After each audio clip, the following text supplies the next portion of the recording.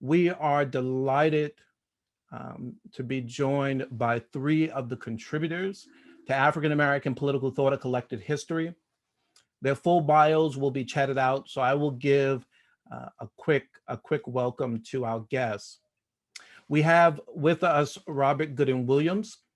Gooding Williams is the M. Moran Weston Black Alumni Council Professor of African American Studies and is also Professor of Philosophy at Columbia University. He is the author of Chapter 3 in the volume, Martin Delany's Two Principles, The Argument for Immigration and Revolutionary Nationalism. We have with us also Naomi Murakawa. Murakawa is Associate Professor of African American Studies at Princeton University. She is the author of Chapter 9, Ida B. Wells on Race Criminalization.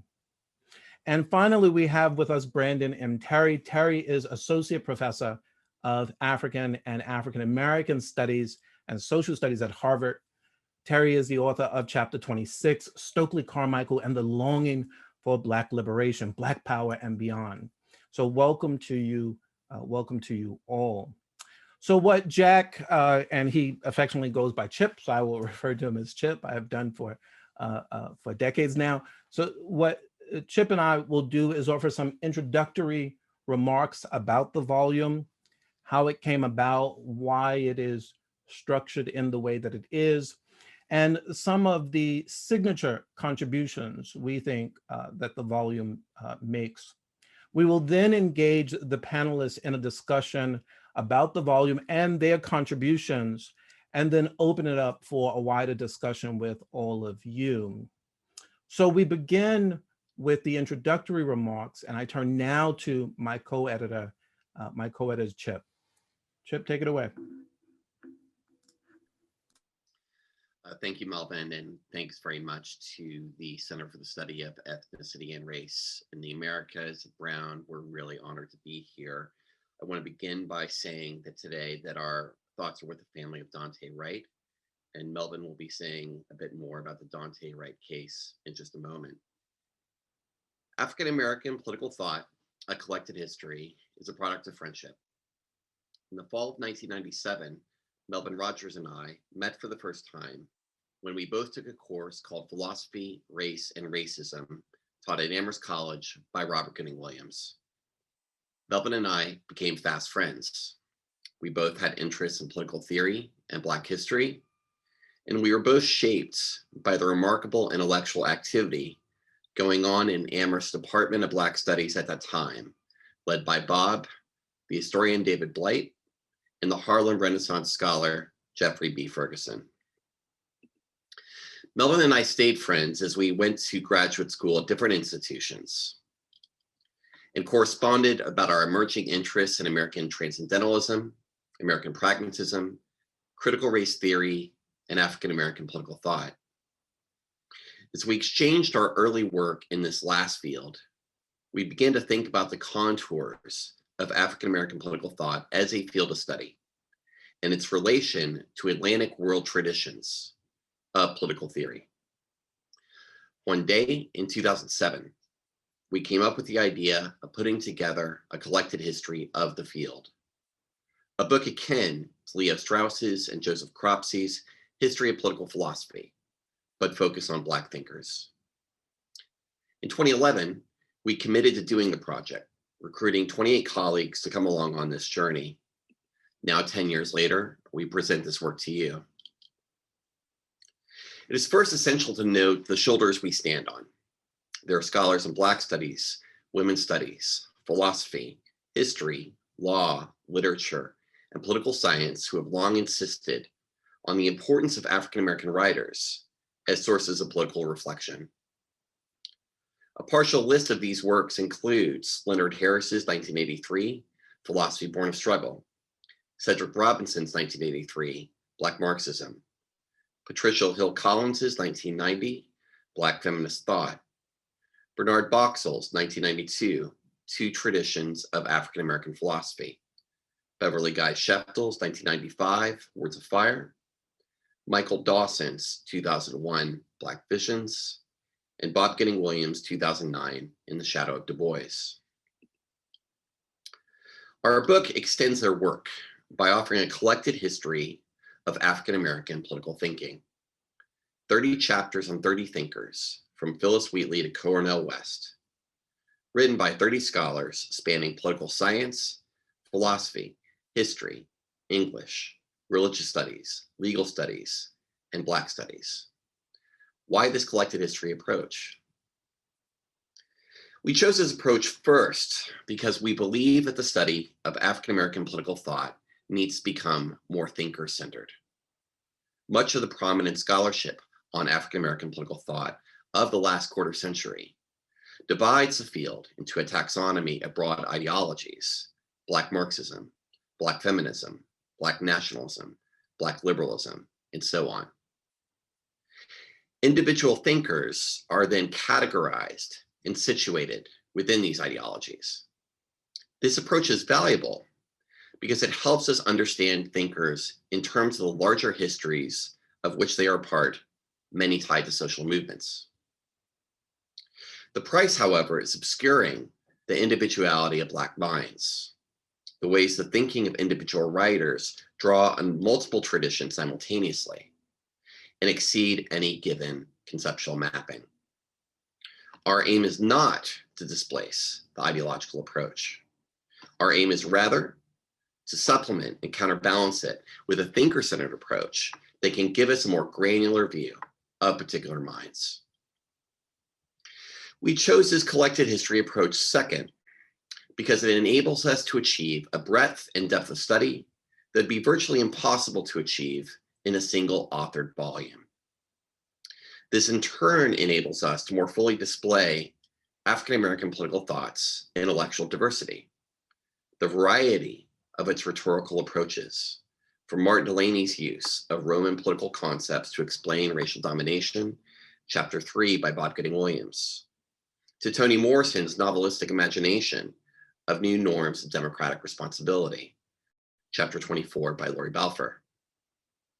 The collected history format also allows us to display diversity of interpretive methods, from close philosophical analysis of a single pamphlet such as David Walker's Appeal, Chapter 2 by Melvin Rogers, to deciphering how an individual thinker, such as Zora Neale Hurston, synthesizes ideologies as seemingly opposed as political conservatism and proto-feminism, Chapter 13 by Farah Jasmine Griffin.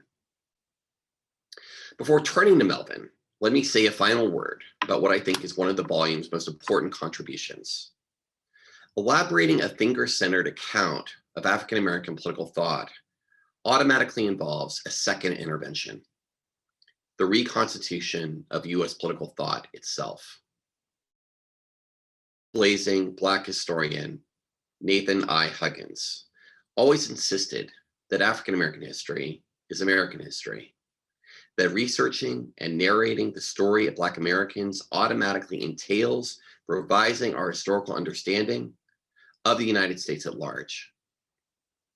Studying slavery in colonial Virginia, for example, forces us to revise our understanding of the sources of American ideas of freedom.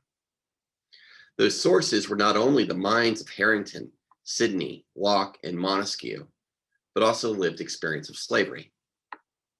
As Edmund Morgan observed, the presence of men and women who were almost totally subject to the will of other men gave slave owners like Washington, Jefferson, and Madison an immediate experience of what it could mean to be at the mercy of a tyrant. Virginians may have had a special appreciation of the freedom dear to Republicans because they saw every day what life without it could be like.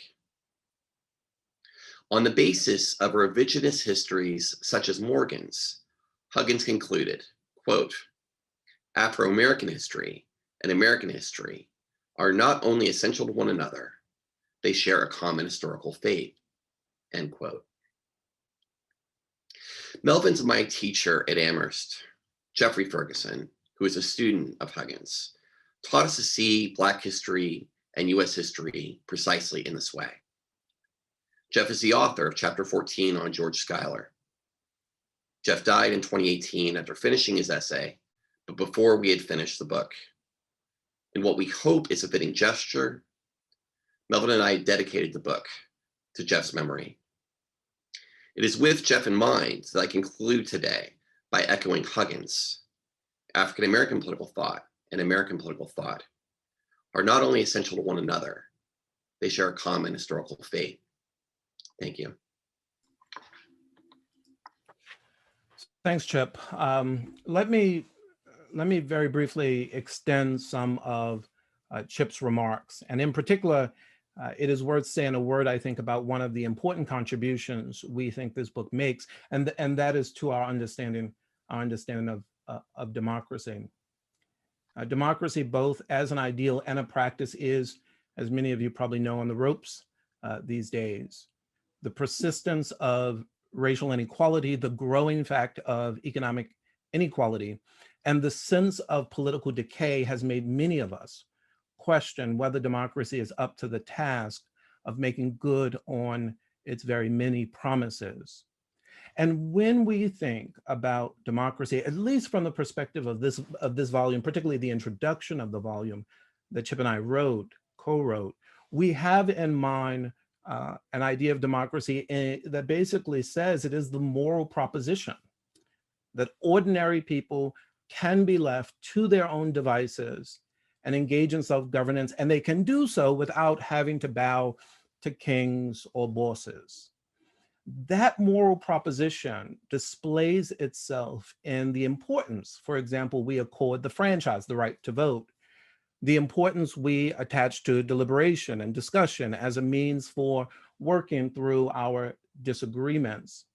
And the way we use the first two, the right to vote and the franchise to guard against, the franchise and deliberation to guard against social and economic forces that threaten our freedom, that threaten to dominate us.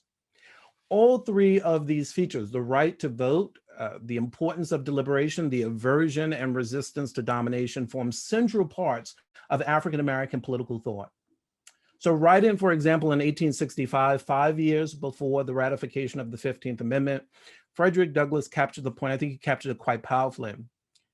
Here is the quote: "By depriving us of suffrage, you affirm our incapacity to form an intelligent judgment respecting public measures. I want the elective franchise for one as a colored man because ours is a peculiar government based on a peculiar idea, and that idea is universal suffrage," end quote.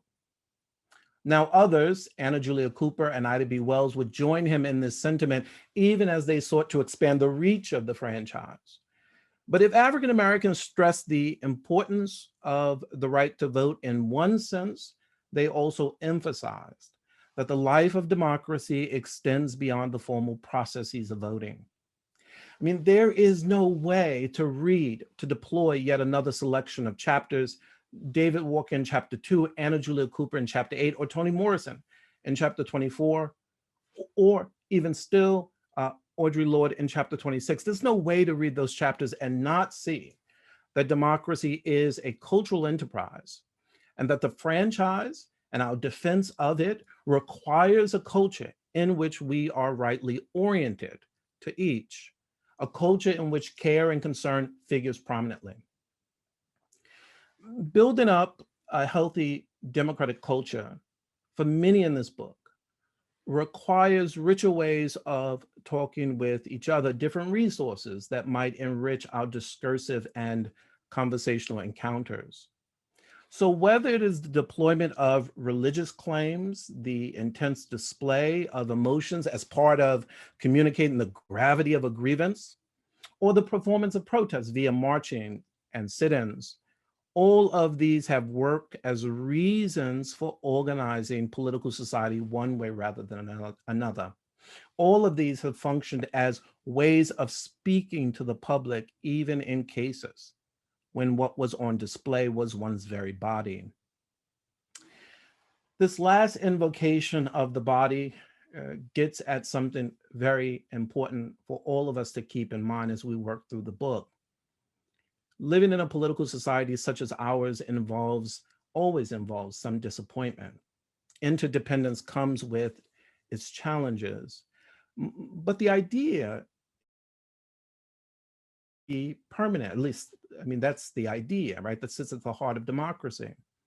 The figures in this book put front and center, I think, for us, a different level of disappointment and a different level of harm exposure that Black people have and continue to experience.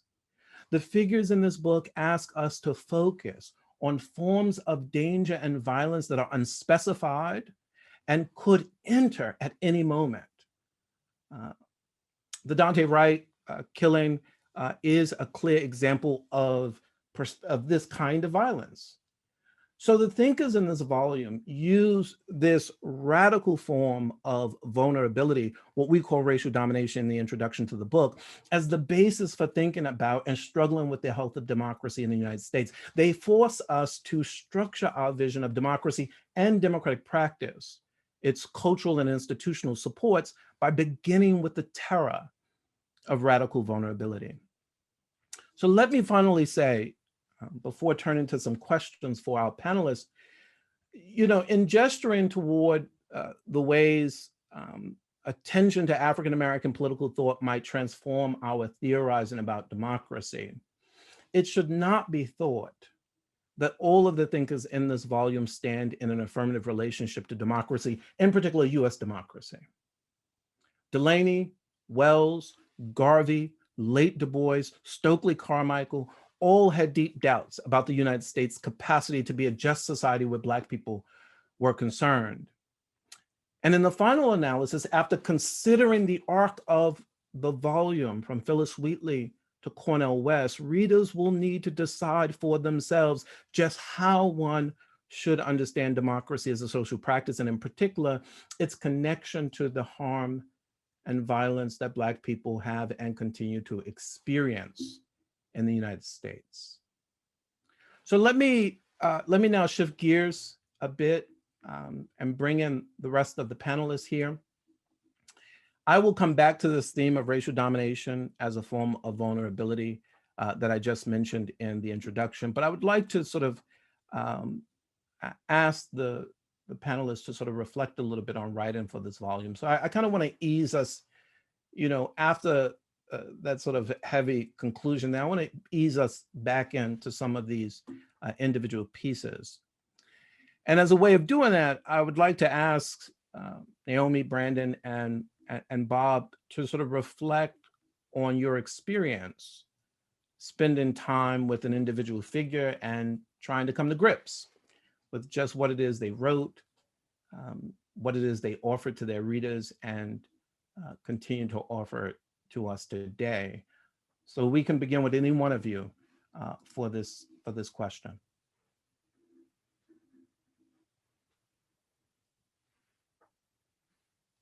Bob? Sure.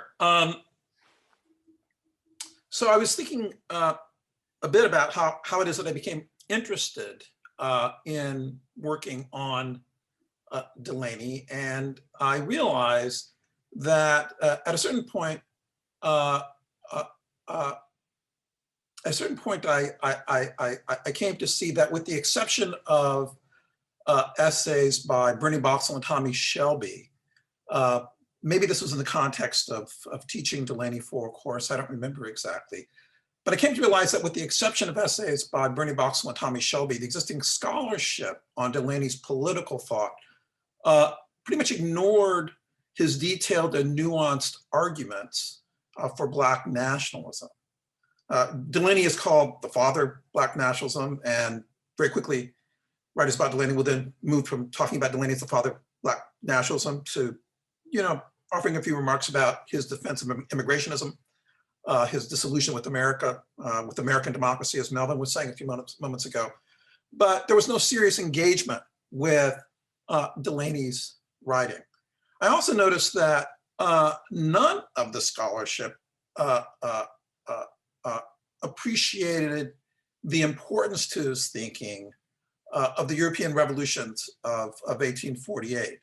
And that I thought was interesting, because when you read the essay on which I focus in my essay for Melvin and Chip's volumes, you see very clearly, almost right away, that 1848 is very important to Delaney. So there's a way of, if you will, thinking about Delaney as the father of Black nationalism, that way of conceptualizing Delaney is related to a particular way of reading Delaney. That is to say, a way of reading Delaney as thinking with respect to and only with respect to what's going on with Black people. But his horizon is much broader than that. So with those thoughts in mind, I began and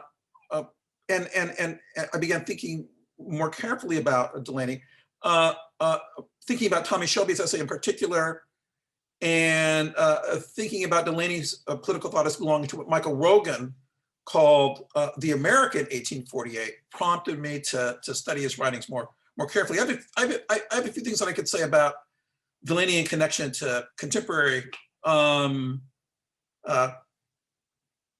events and with respect to the theme of domination along the lines that Melvin was just suggesting, but maybe I should hold off on those remarks. So I was really delighted and surprised when you invited me to write on Ida B. Wells. And I'll say that I approached her the way I imagine most novices would have approached her, which is I assumed that she was an anti-lynching crusader. And I began the way most people began with Ida B. Wells, which is on focusing on her most celebrated work, usually anthologized in the On Lynching compilation that culls entirely and only her work from 1892 through 1900. But she lived to 1931 and wrote every day. And I came to realize that thinking of Wells as an anti-lynching crusader is both misleading and in fact self-serving.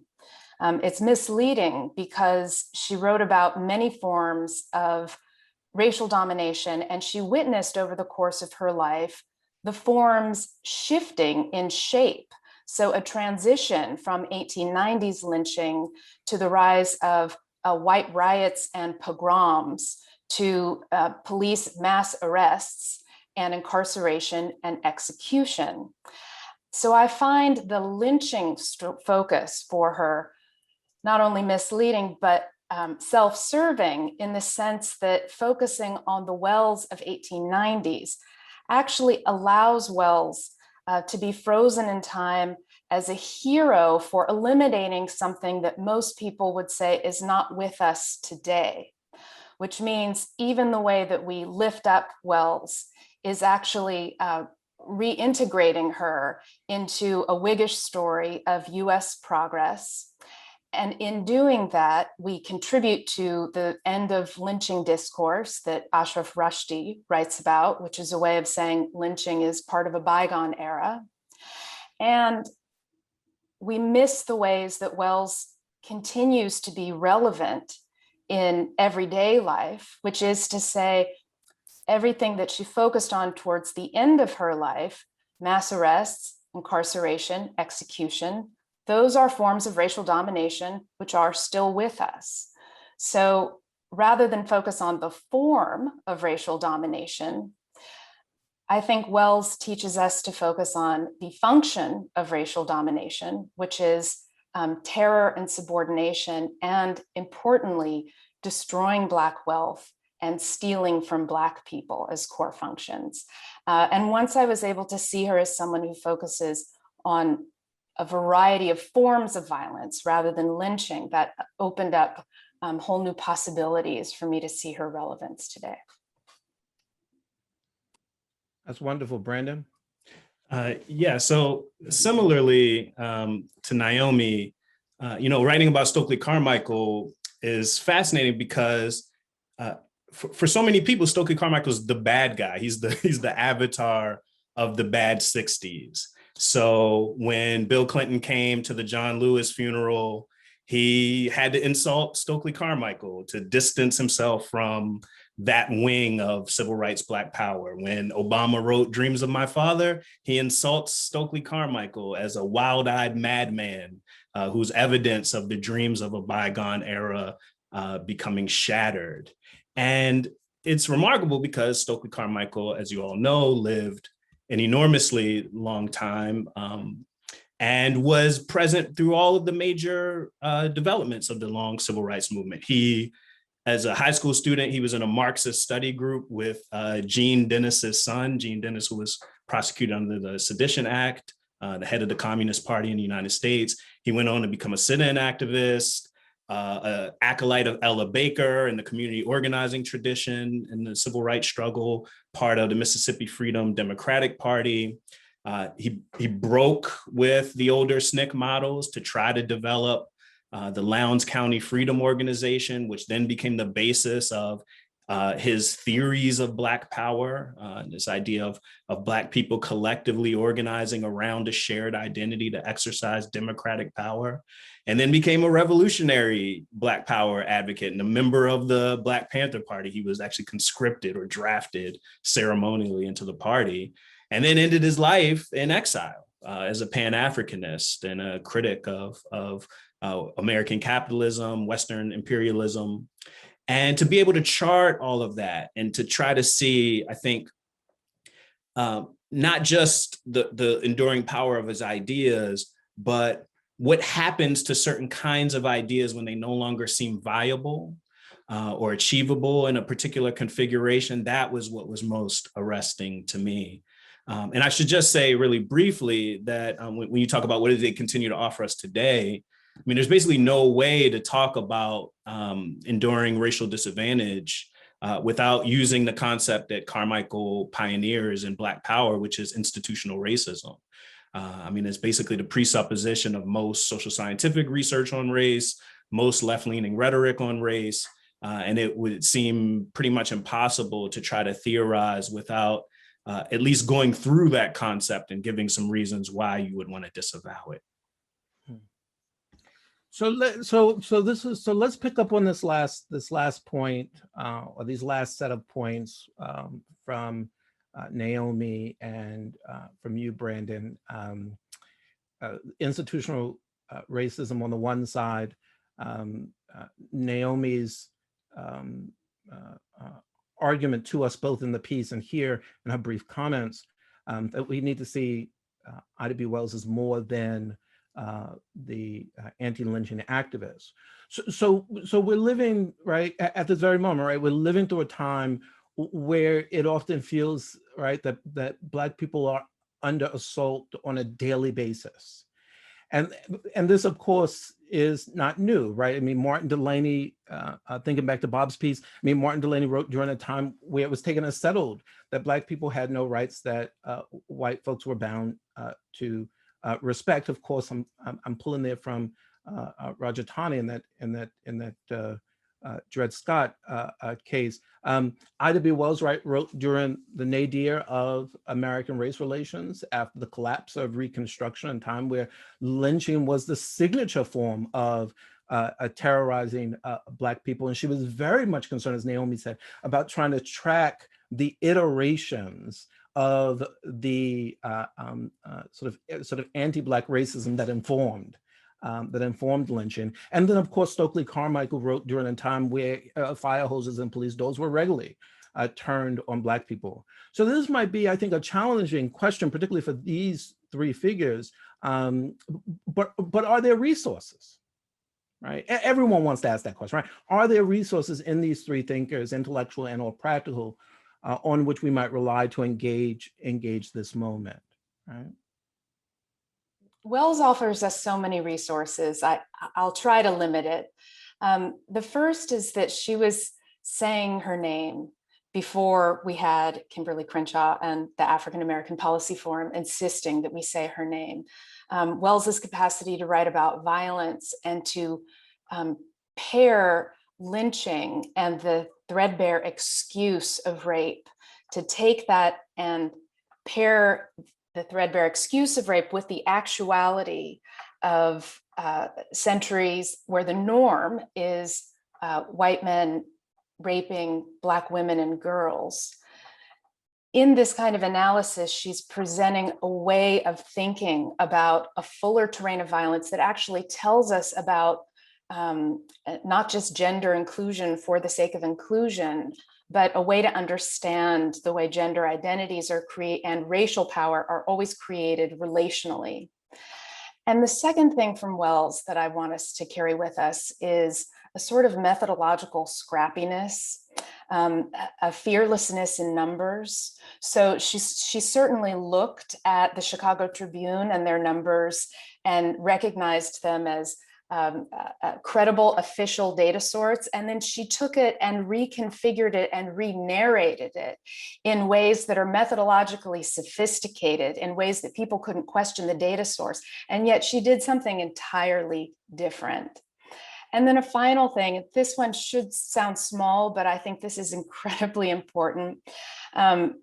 If we're going to talk about the democratic endeavor as a cultural enterprise, we have to be aware of the meaning of a free press. And the norm now is that newspapers actually just publish verbatim the press releases that police departments give to them, which is why we have so many headlines with lines like "a clash resulted in 1 dead and there was an officer involved shooting." A basic norm to take from Ida B. Wells is that clear journalistic language that operates in subject-verb format is crucial to any kind of democratic discourse, because everything else just brings us into euphemism.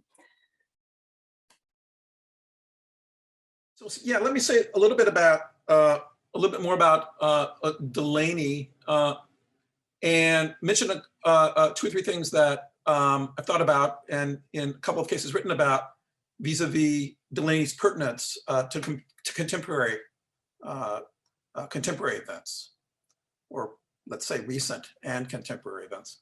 So, you know, the central theme of Delaney's antebellum political thought is his conceptualization of slaves and free Blacks alike as subject to domination, and more precisely, as subject to arbitrary rule. In other words, Delaney is understanding domination as arbitrary rule.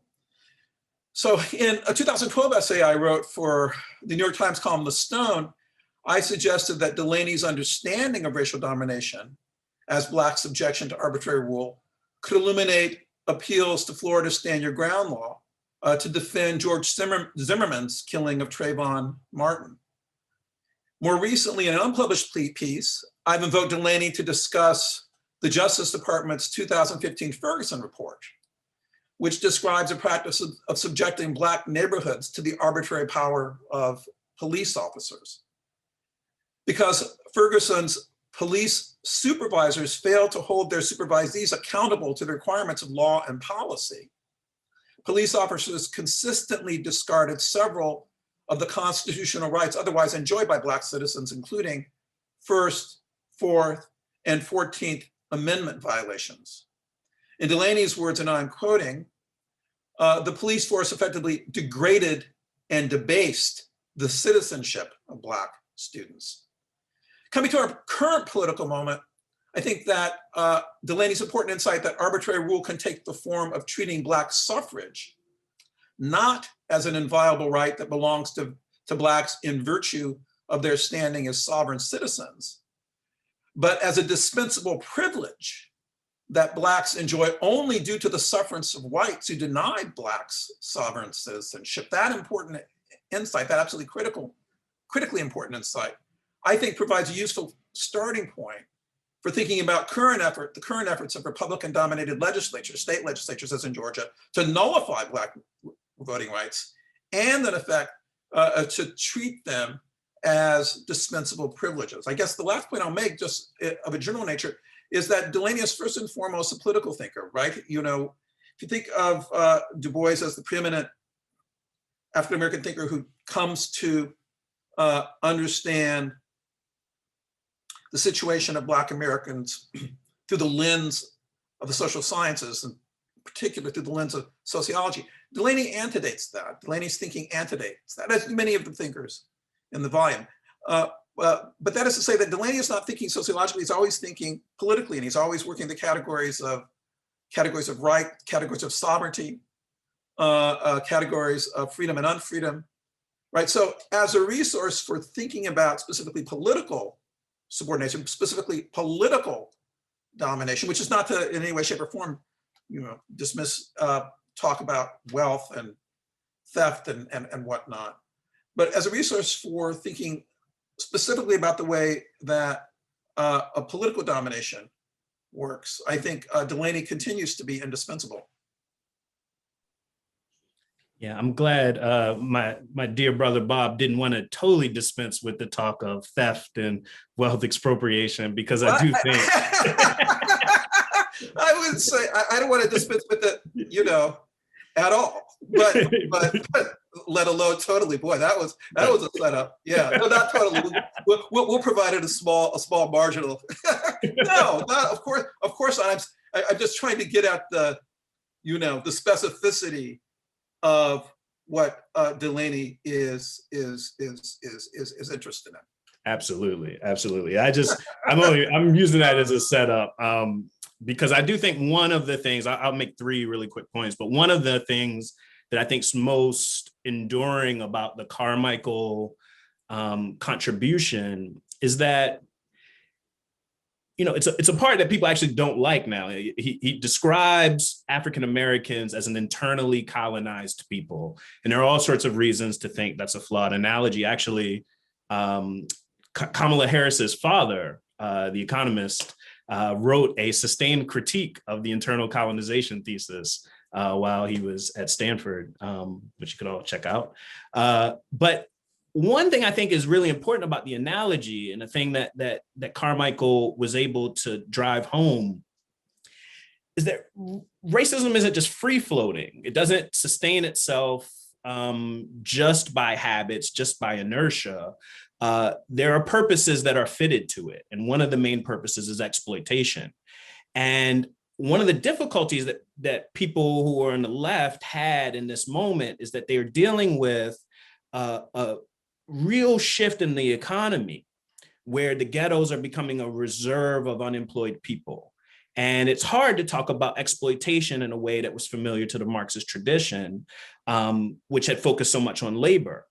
And Carmichael and Hamilton are part of a group of pioneering people who are talking about consumer exploitation, the ways that racial disadvantage, inherited racial oppression, makes it possible for people to be targeted in predatory ways as consumers.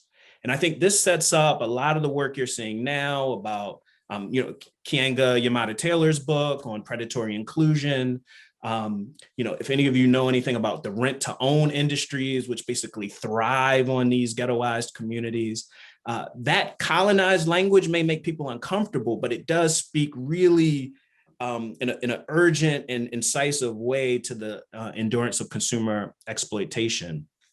A second point I think is really crucial for our time is that, again, one of the problems with demonizing Carmichael the way that people do and reducing him to a kind of soundbite of a Black Power speech is that they don't read the autobiography. And he's written this fascinating autobiography, and it's a great experiment in form, actually. More literary folks should look at it, because he's wary of, coming out of the Baker tradition, he's wary of a singularly voiced autobiography. So he actually asks his colleagues in the movement to give their account of things he's remembering, and that sometimes disagree with his account. And so the book is a kind of cut and paste of different voices over 700 pages of reflection on the Black freedom struggle. And many of the things that people criticize Carmichael about, he's openly critical of himself about too. But he's got these insights about things like, why did the Black Panthers fail, right? Why were they so unable to organize a Black adult working class base that would be really vital for people thinking about confrontational politics, rhetoric, dress, symbolism, thinking around violence in the present today. So I just think he's an important voice to engage, and Ready for Revolution, right, is the title. So he's an important voice to engage in these conversations about, well, what does our memory of the Black freedom struggle teach us about Black Lives Matter's political ethics today?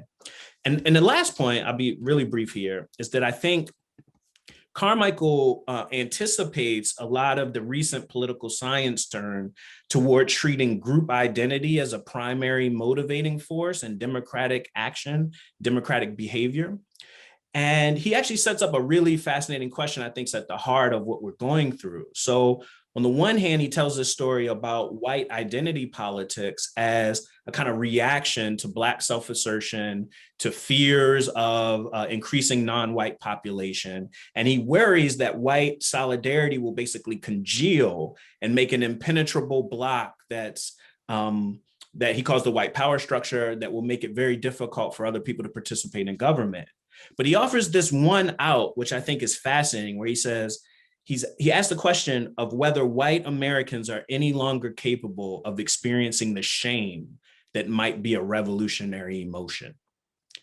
And he asked in a way to suggest that he doesn't think they're capable of, but it's open-ended. And we may be living through a time where instead of a congealed white solidarity, we are getting a white reaction on the lines of what he anticipated, but we're also getting a group of people who are ashamed at what we've allowed to unfold in our name.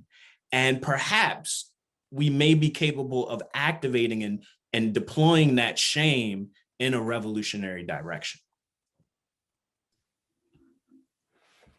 Thank you for that. I mean, Brandon, I mean, on that last point, you know, I mean, there is a sense in which, and then I'll turn it to Chip. I mean, there is a sense in which even sort of young, I guess, white millennials are sort of coming to see the ways in which the system is not, right, that is to say, the way in which we're sort of set up economically is not just simply harming Black people, but it doesn't work out so much for them as well.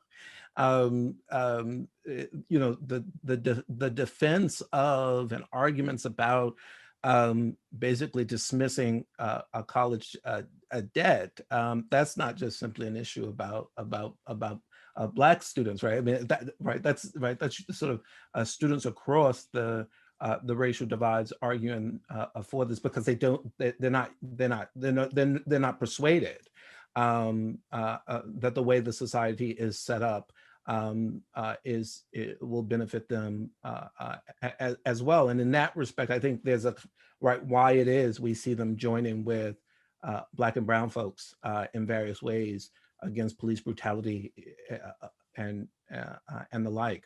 So Chip, let me turn to you.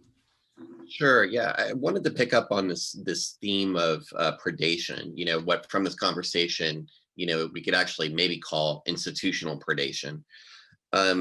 In Naomi's piece, you know, on 218 of Naomi's chapter on Wells, which I have to say it's impressive not only in just the power of its interpretive synthesis and its synthesis of a very wide body of research, but the power of its formulations, the power and the edge of its sentences is really something to experience.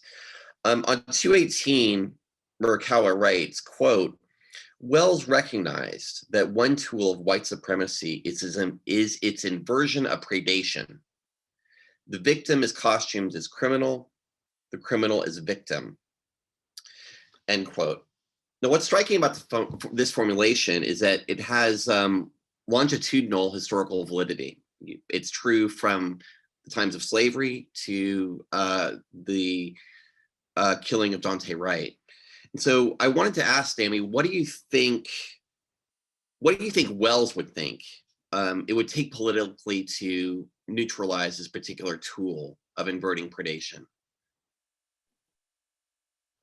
To start, I just want to credit the amazing Jacqueline Goldsby, who I reread her work as I was rereading Wells, and the formulation that you read is really a tribute to Goldsby's work. In terms of answering this question of what would it take to neutralize this particular inversion, I think we have a standard practice of trying to turn it right side up and insist that the victim is the true victim, truly innocent, perhaps even the perfect victim. And this way of thinking and speaking persists. Ida B. Wells, even in the 1890s, entirely turned away from this way of thinking. And in fact, even in the Red Record, 1895, she says explicitly, I'm not claiming that every victim of a lynching is innocent of the charges of which they are accused. quite a radical claim. She was not actually invested in making a claim for Black people's innocence, because to her mind, doing so would concede the premise that must be fought. And that premise is Black people are on trial constantly for everything and must be defended as such. So she neutralized this inversion not by doubling down on the notion of the innocent victim, but in fact, she put something else entirely on trial. And that something else, in her words, is the entirety of white civilization, which is a form of barbarism, and the entirety of white Christianity, which is hollow because the white man's only God is prophet, and the entirety of the white man's government. Nothing less than all of that must remain as the center that we are examining for what's on trial, and it is only that kind of structural guilt that's the work we have to do, is to understand that kind of structural guilt and entirely turn away from the impulse to say individual Black people are innocent and living up to respectability politics. She turned away from all of that.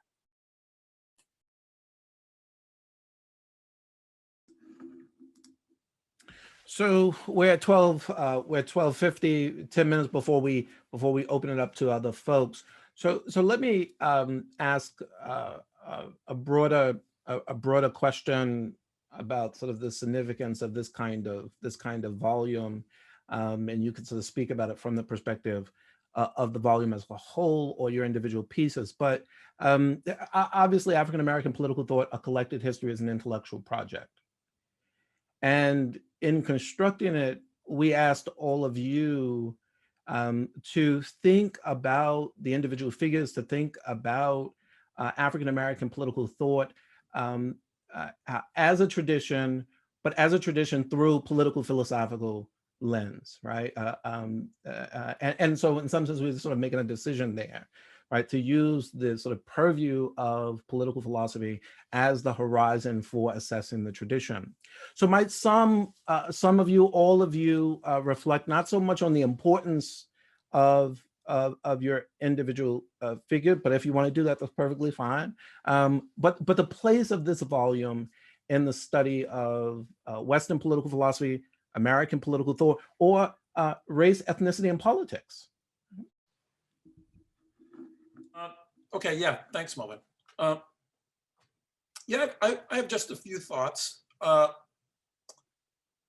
think that the volume provides a critically needed addition to the range of intellectual resources we require.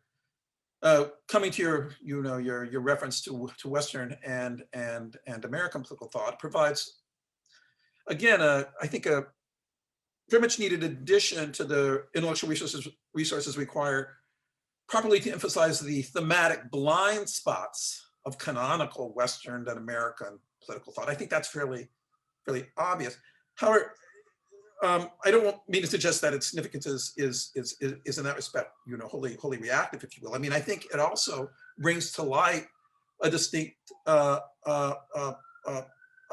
tradition, which I think of as, and when I think of traditions in this kind of context, I think of a tradition here as a kind of conversation, as kind of ongoing a conversation. And it's important that we be attuned to that conversation for any number of reasons, not least of which is its usefulness for understanding the ongoing challenges as this conversation is made clear, as our conversation today is made clear. Its usefulness to understanding the challenges that racial hierarchy and anti-Black racial violence still present to the flourishing of Black life. More generally, I think that, it helps to establish a toehold in the academy. I mean, I think we need to think of our work as institutionally significant. So creating Black studies departments, creating political science departments, philosophy departments where people can write dissertations on Wells or Carmichael or Delaney or others. This is really important.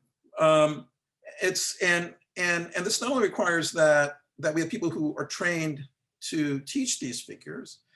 It also is important. This not only requires that we have people to teach these figures. It also requires that we have resources with which to teach them, right? And now we got this, and this is just that. It's just fabulous. It provides us a resource that will help us to keep the conversation going within the academy. And again, keeping the conversation going is very important because the issues that the conversation continues and we're always being addressing are issues that will confront us, time and again. I don't know that I was looking at the Cropsey and Strauss volume this morning, and they begin by saying that the point of their volume is to address the eternal perennial always there questions of political philosophy. Of course, they say nothing about questions having to do with racial hierarchy, anti-Black racial violence, and so forth and so on. I suppose the approach of a volume like this is more historicist than they would appreciate, but using the notion of historicism in a specifically Straussian way. But I think that's okay because those are our problems, and we need institutions to address those problems. And one of the institutions we need to address those problems, or one kind of institution that we need to address those problems, is intellectual. We need intellectual institutions, and again, we can't have effective intellectual institutions without the kind of resource that this volume provides. I'll say briefly and lightheartedly, I love canonization efforts because they tend to generate so much controversy that they deepen the conversation. So I think that this is a hefty and grand work that is announcing itself with gravitas and fanfare as it should, and I love that. And I'm hoping very much for a next iteration that is doing a little bit of challenging. I will say I opened it and I immediately thought, how is it possible to do a volume without a chapter on Ella Baker and Kathleen Cleaver? But that kind of thinking and thinking about the contours and how we canonize is exactly the kind of work that propels the field forward and invites people to go deeper. And to that end, I'll just say congratulations. And I look forward to all the challenges that are going to be levied against you as part of a productive conversation. So I'll say very quickly, before Brandon get into here, I smiled when you said that because the Ella Baker one is the one that we hear the most. And even Brandon, I must say, in his own chapter, if I remember that email, Brandon, when you said, look, as I'm talking about Carmichael, I'm going to do a good bit on Baker since we don't have a chapter on Baker. So next iteration for sure, a chapter on Baker. Brandon. No, thank you. And I was going to say, I mean, I just have a wholehearted amen to what Naomi said. I feel the same way. I think you have to send signals, particularly to young people, about what kinds of works repay the effort of study. And for so long, one of the racist contentions of our discipline has been that basically no Black works repay the effort of study. And I think it will be a lot harder to substantiate that with a volume like this. And I think, I can't get Charles Mills's blurb out of my head, the Jim Crow canon. That's what we were trained under in a lot of respects. I mean, we, not to beat the point about Carmichael, but I think it's absurd that we have whole riffs on identity politics where you don't read Black Power. You're talking about democratic theory. You don't read Black Power. You talk about institutional racism in sociology departments. You don't read Black Power. I mean, this is bizarre. We wouldn't tolerate this in almost any other field. that the people who are right at the crux of elaborating these ideas are discarded and treated as beneath the dignity of criticism, to go back to the Wheatley insult. So I think that it's an enormous achievement, and one that you guys have to be celebrated for. I will say, I hope your critics, as you will inevitably have some, I hope they do understand that your editorial touch could have been heavier and really constrained people. And I think you actually allowed people to engage even more voices than are written in the table of contents.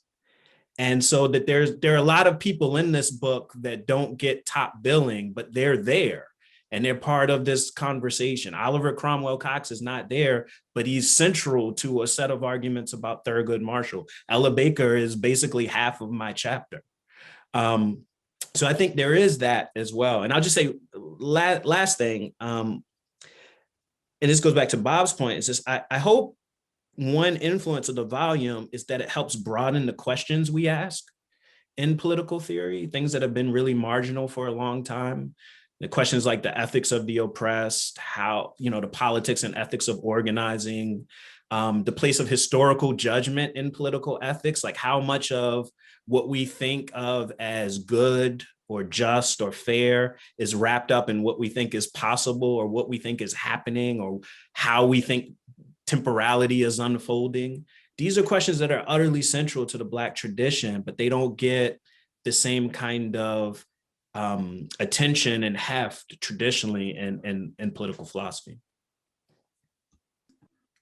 No, thank you all for that, for those reflections. I think one of the things that Chip and I tried to do, and then we're going to turn to the audience, is that one way to sort of think, and I've sort of said this in elsewhere, one way to sort of think about the volume as it bears on these sort of broader categories of Western political philosophy or American political thought, it is an interest in the reformation of intellectual attention, right?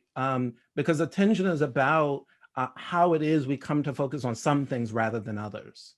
And that part of what the volume is trying to do, per these three wonderful comments, is to try to get us to look over there, right?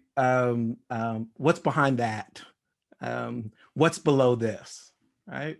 And that is about a kind of reformation of attention. Chip, do you want to get on this last comment before I turn to the questions here? Why don't we turn to the questions? The audience has been very patient. Yeah, I appreciate them. So let's begin. I'll just simply go in the order. I'll try to go in the order of these questions. I may move around a bit, but let's begin with Jeff Colgan, my colleague here in political science. Thank you for this fascinating, insightful discussion. As an IR professor, I'm frequently looking for ways that Black thought engages foreign policy or transnational factors and teaches us something new about them or clashes with predominantly white thought. Du Bois and MLK stand out. Do any of you, any of your other thinkers engage with those questions? And if so, how?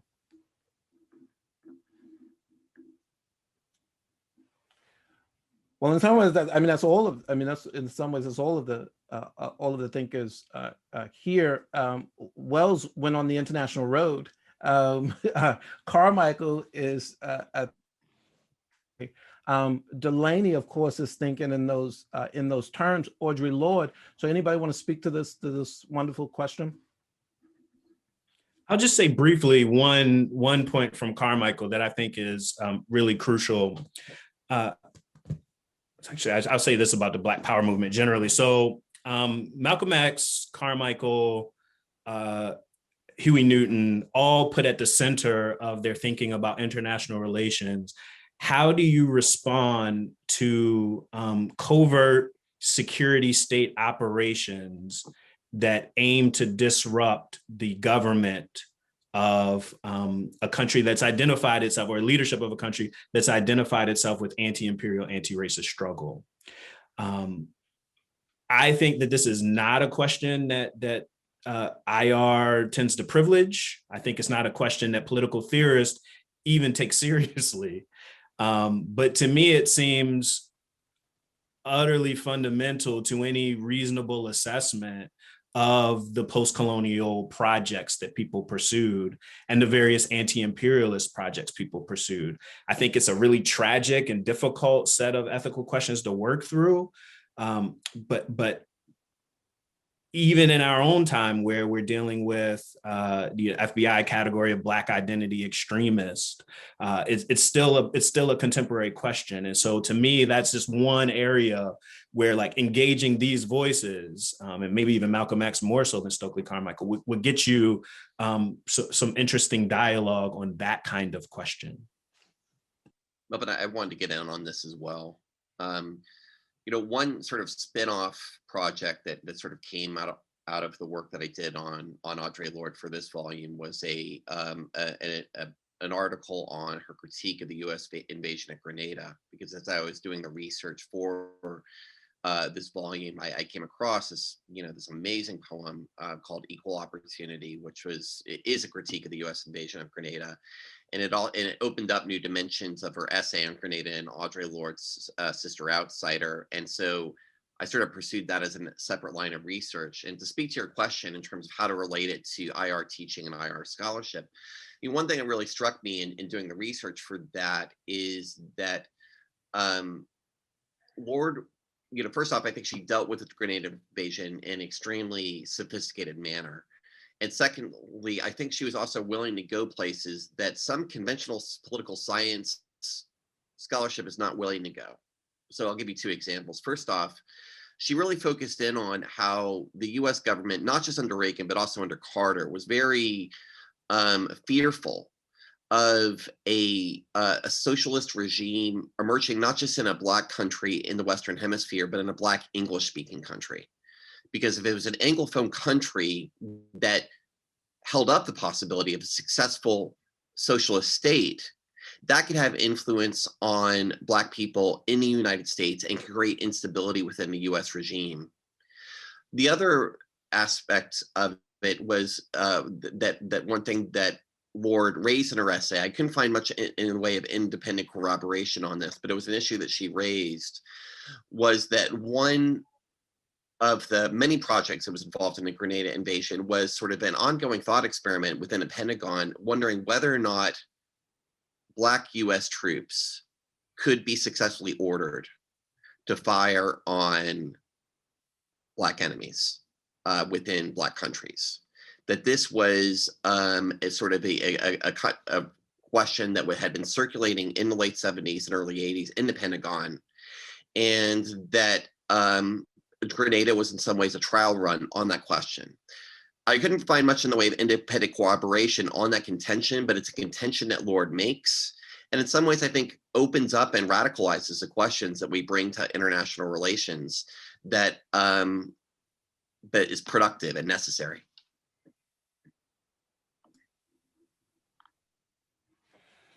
Anyone else? Don't feel compelled to, want to say something or to answer each question, right? So don't, I will always say anyone else, but don't feel pressure.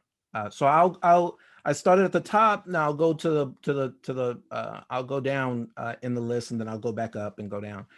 So this is from Jonathan Collins. Let me see. The beauty of this text is that you all, in different ways and through different figures, plant flags around the idea that Black thinkers, when being deeply critical of American democracy, are crucial to its progress and ultimate full potential.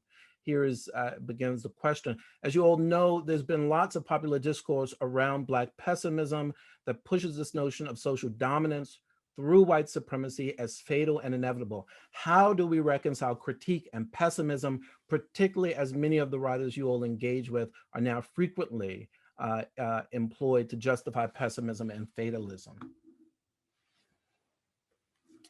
It's a heavy question.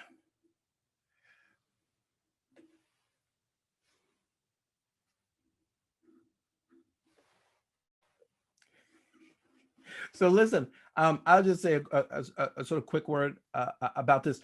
All three of the figures that we have spotlighted here Delaney, Wells, and Carmichael are deeply doubtful about the United States' ability to do right when it comes to Black people in this country.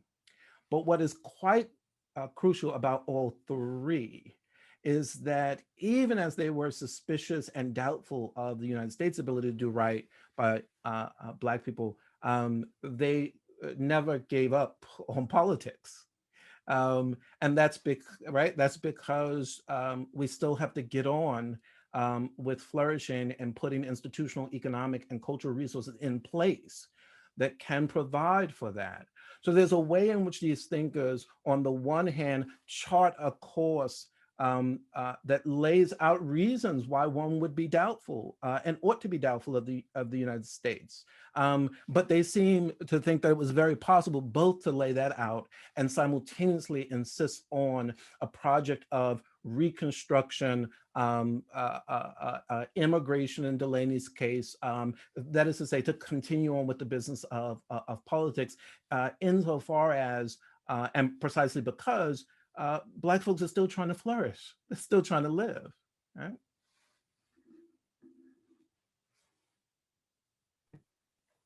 I should also mention two quick things about Carmichael, is that one of the things I really love about him is that he's obsessed with local politics. And I think sometimes pessimism is generated in part from taking a really third person stance from a stratospheric level and looking back.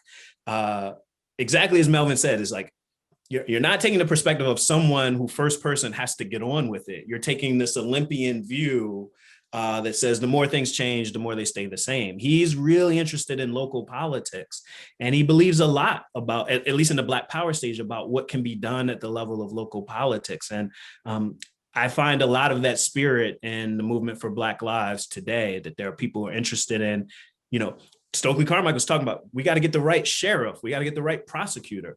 People are saying that now, and they're doing it, and they're actually really changing the material circumstances of a lot of folks on the ground.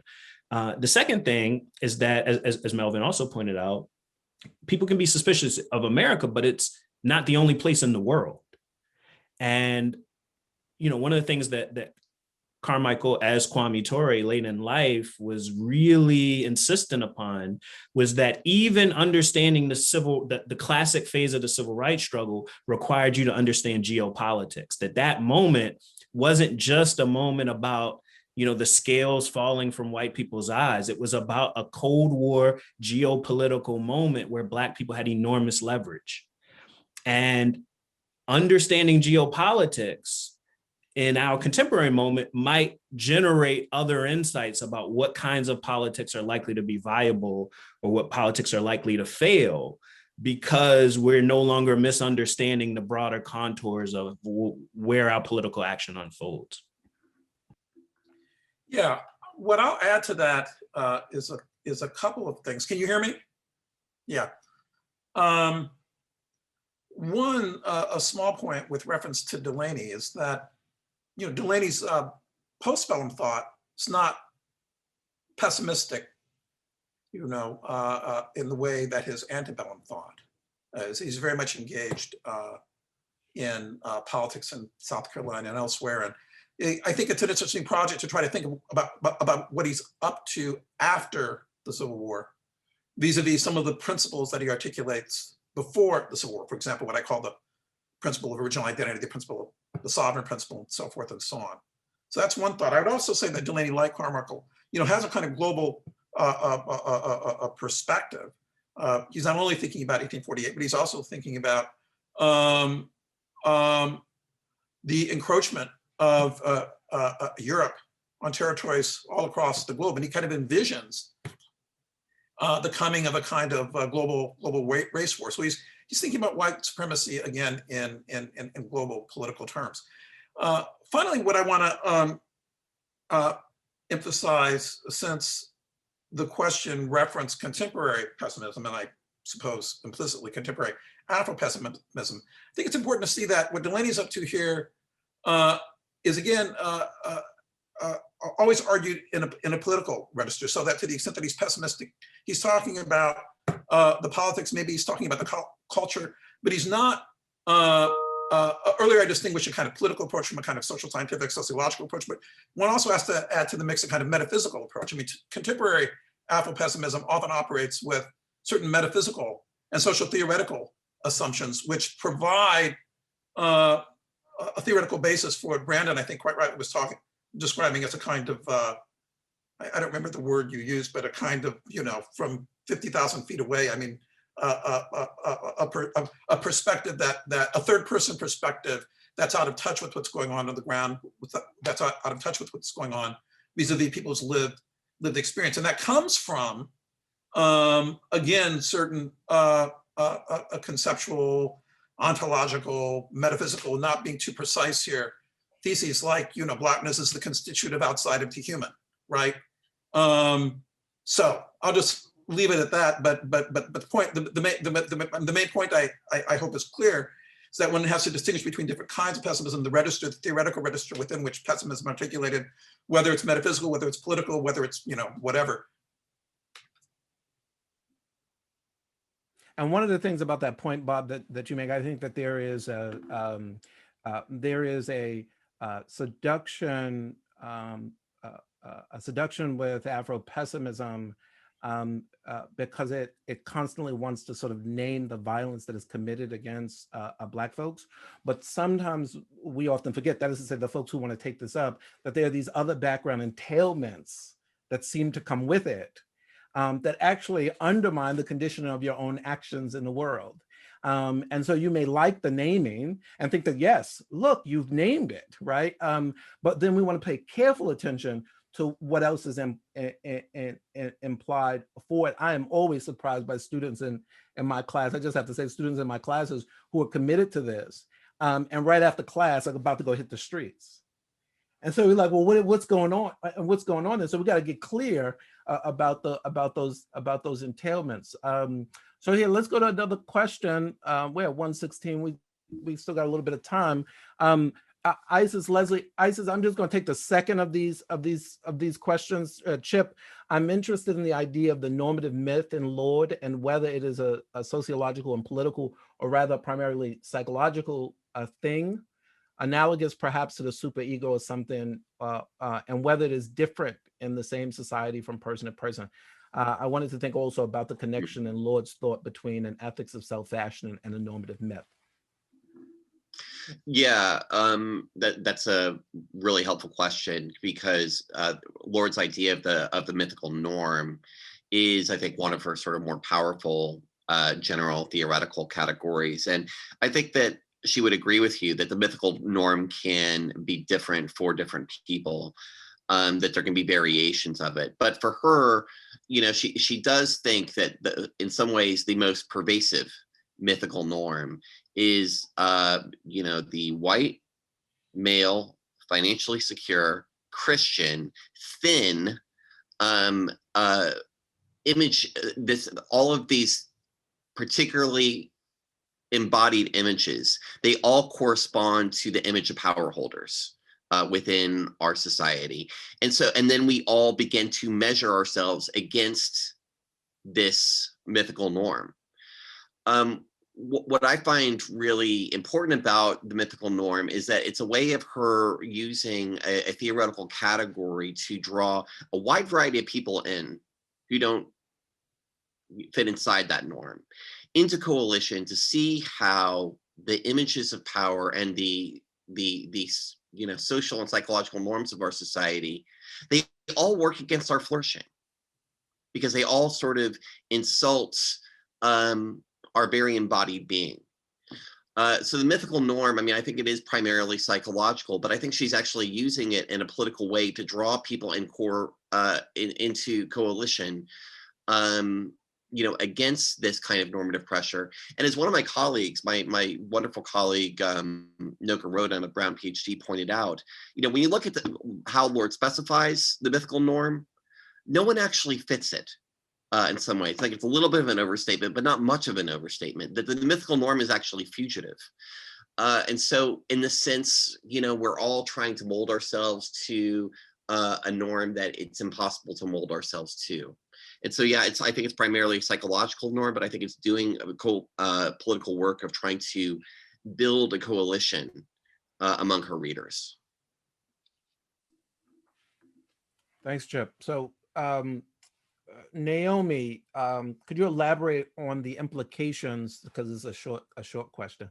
Could you elaborate on the implications of that moment of your presentation about sort of headlines in Ida B. Wells and the way she kind of reconfigured the headlines and its sort of relationship to racial issues today? So I wasn't exaggerating when I say so many headlines are actually taken from police news reports, and various newspapers just print them verbatim. Ida B. Wells would actually narrate what actually happened. So one of her turns is to say, rather than focus on the speculation, the accusations, or what any lynch victim allegedly did, let's devote some time to describing what lynch mobs actually did. And just in doing that basic work of saying the violence in straightforward subject verb, who is doing what, we get a moral clarity and an understanding of the world. One that I do worry is actually just eclipsed from reality now, in ways that reality is up for all kinds of grabs, in ways that are that feel so destructive to basic democratic norms right now, that we do need to do a lot of work just to clarify what's happening. And I think Wells models for us some basic language of describing who is doing what to whom. Could I ask Naomi a quick question? Go ahead, Bob.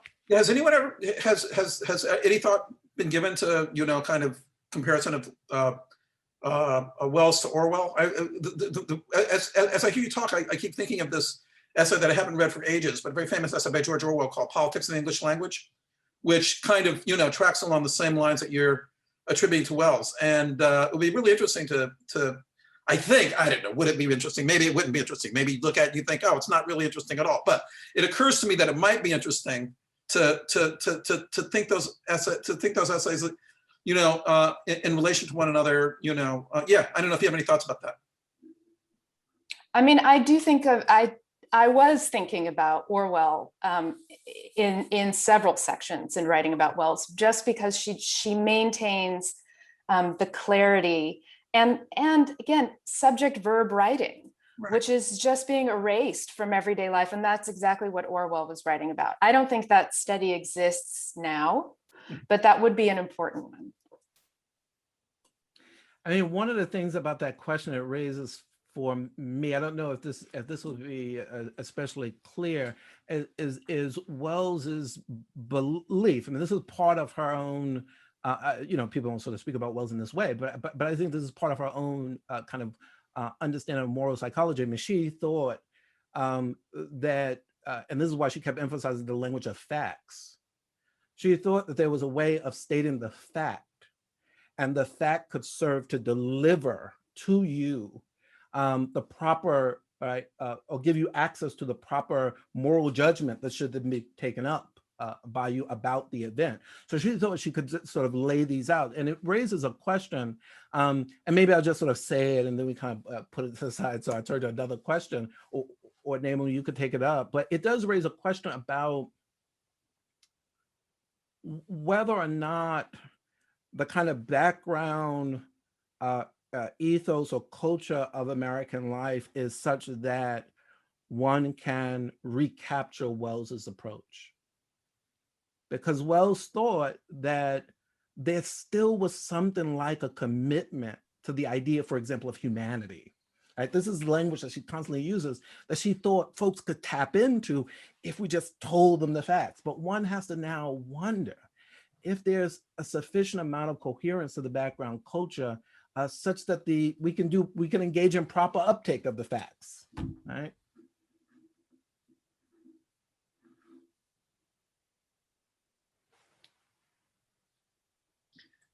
One observation to add to that, Bob's question and Naomi's piece sort of, raises this question of what is one of the distinctive themes, the hallmark themes of African American political thought, a constant struggle against the corruptions of American language.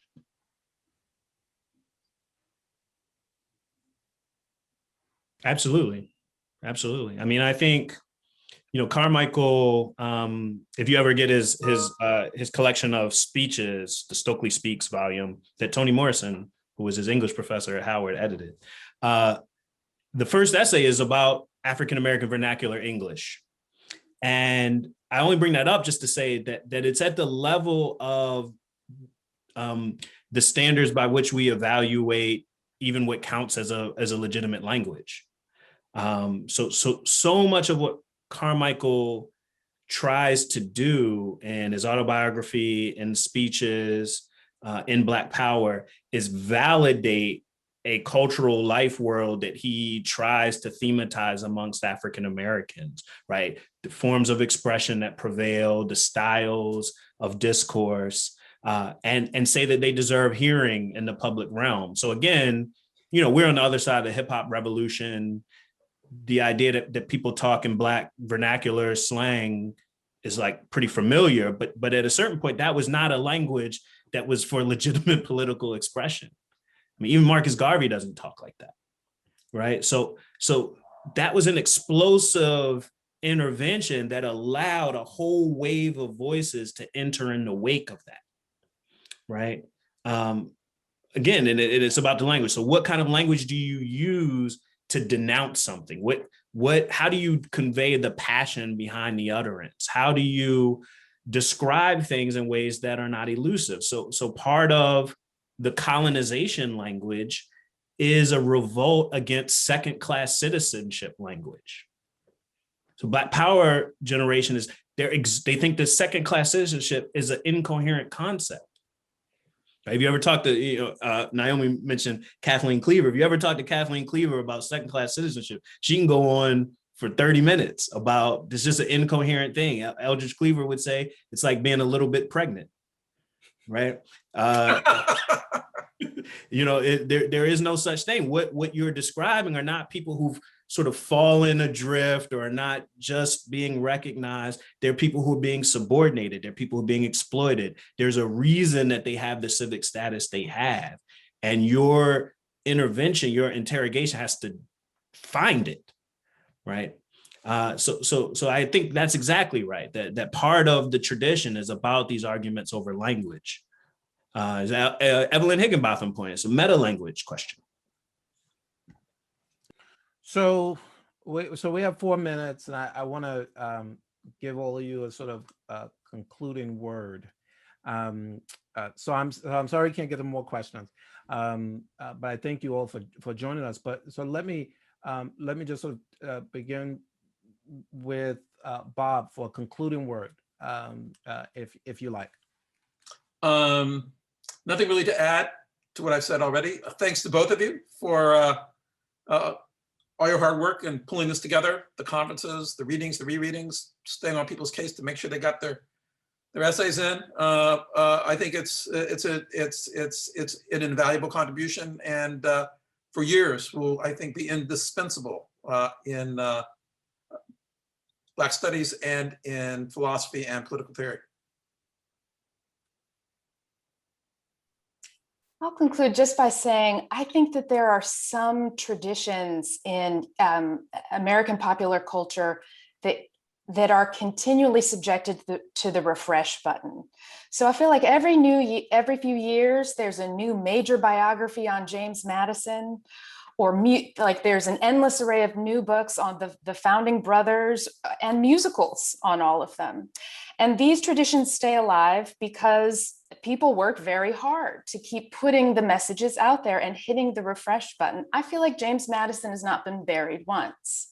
By contrast, there are crucial Black feminist thinkers who have been buried many times over and over again, and it often takes a subsequent generation of Black feminist intellectuals to go back and do the work of hitting the refresh button, announcing the continuing relevance. I'll say when I started reading on Ida B. Wells, I was so grateful that Hazel Carby opened up the invitation for everyone to come in with her 1987 Reconstructing Womanhood. And I was so grateful that Paula Giddings and so many others took up the call to write about Ida B. Wells, because all of that is what made it possible for me to write even this very short essay. So on that note, I'll say thank you to both of you for hitting the refresh button on crucial works that, unless we are vigilant, are always at the risk of being buried. That's beautiful. I should have known not to follow the person who's got the quote at the National Museum of African American History. That's a remarkable sentiment, and one I share really, really wholeheartedly. I think, I'll just add that, we're here at the Center for the Study of Race and Ethnicity, and I think we've talked a lot about political theory, but this is a book for the broader field of Black studies, for the study of race and ethnicity. And I would hope that it allows people with a Black studies training to enter into dialogue with these thinkers from a vantage point that they're not often exposed to them through, that pays attention to their arguments as arguments, that pays attention to these ethical and normative questions and foregrounds them, that tries to take them seriously as individual thinkers, not just as representatives of a tradition. And it goes back to another thing Naomi said that I thought was really profound, which is that when you're thinking about Wells, you're also thinking about how she's trying to recapture the individuality of people. She's trying to capture the sense of these cases. And we're doing the same thing with these thinkers, that you get a great sense of the individuality of people's minds, but that hopefully reverberates through the broader culture, so that when we, when our colleagues come across students, they don't just see them as the bearers of REP in the abstract. They see them as individual people trying to work through their questions in dialogue with the broader tradition. So you guys are to be celebrated. You'll never hear me say anything other than the most enthusiastic and celebratory remarks about what you've achieved. And I know how hard it was. And so I'm just happy to have been a part of it, a historic volume. Chip? I'm stunned into silence, so I'll let you conclude. No, I think panelists, those are the last words. So thank you all for joining us. And if anything, reach out for this text, reach out for the primary sources. So thank you all very much for joining us.